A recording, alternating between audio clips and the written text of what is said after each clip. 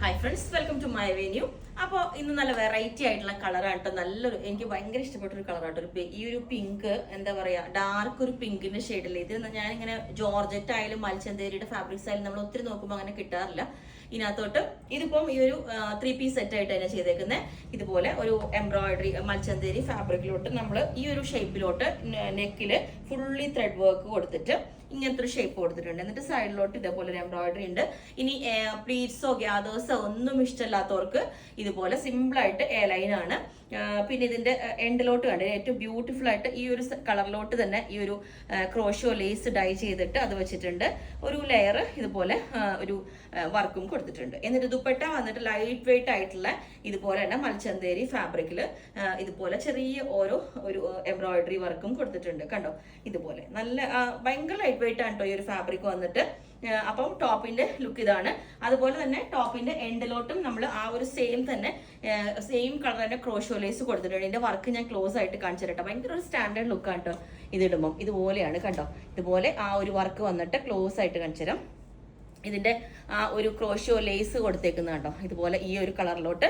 ഞാൻ പറഞ്ഞില്ല, നമ്മളിപ്പോ ലൈനിങ് കൊടുത്തേക്കുന്ന ഈ ഒരു ഭയങ്കര സോഫ്റ്റ് ആയിട്ടുള്ള കോട്ടൺ, അതായത് ഭയങ്കര നമുക്ക് ബോഡിയോട് നല്ല സ്യൂട്ട് ആവുന്ന ടൈപ്പാണ് അതിന്റെ ലൈനിങ് കൊടുത്തേക്കുന്നത്. അപ്പൊ ഇതാണ് എന്റെ ലുക്ക് വരുന്നത്.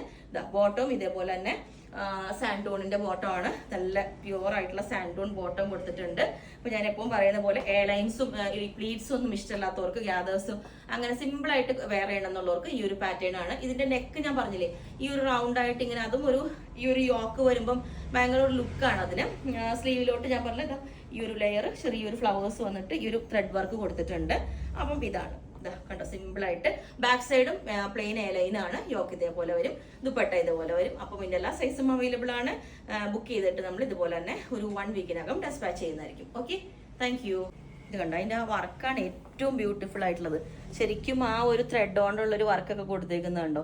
ഇതുപോലെ നെക്കിന്റെ ഒരു ഷേപ്പിലോട്ട് ഇതുപോലെ കൊടുത്ത് ഒരു 1 സൈഡും ഇതേപോലെ തന്നെ ആ ഒരു ലെയറിലോട്ട് വർക്ക് കൊടുത്തിട്ടുണ്ട്. ബാക്ക് സൈഡ് ഇതേപോലെ പ്ലെയിൻ ലൈനാണ്. സ്ലീവ് ഇതാണ് വരുന്നത്. ഇത് കണ്ടോ, സ്ലീവിൽ ഈ ഒരു വർക്ക് ലെയർ ആയിട്ട് കൊടുത്തിട്ടുണ്ട്.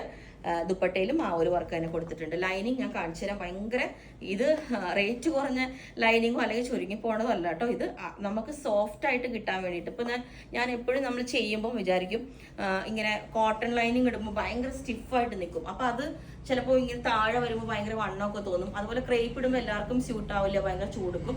അപ്പം ഇത് അതിന് ഏറ്റവും ബെസ്റ്റ് ആയിട്ടുള്ളതാണ് കേട്ടോ അങ്ങനെയുള്ളവർക്ക്. ഇതുപോലെ ദുപ്പട്ടയും ഇതുപോലെ സെയിം വർക്ക് തന്നെയാണ് വരുന്നത്. കണ്ടോ, ഇതുപോലെ നല്ല സോഫ്റ്റ് ആയിട്ട്. ഓക്കെ.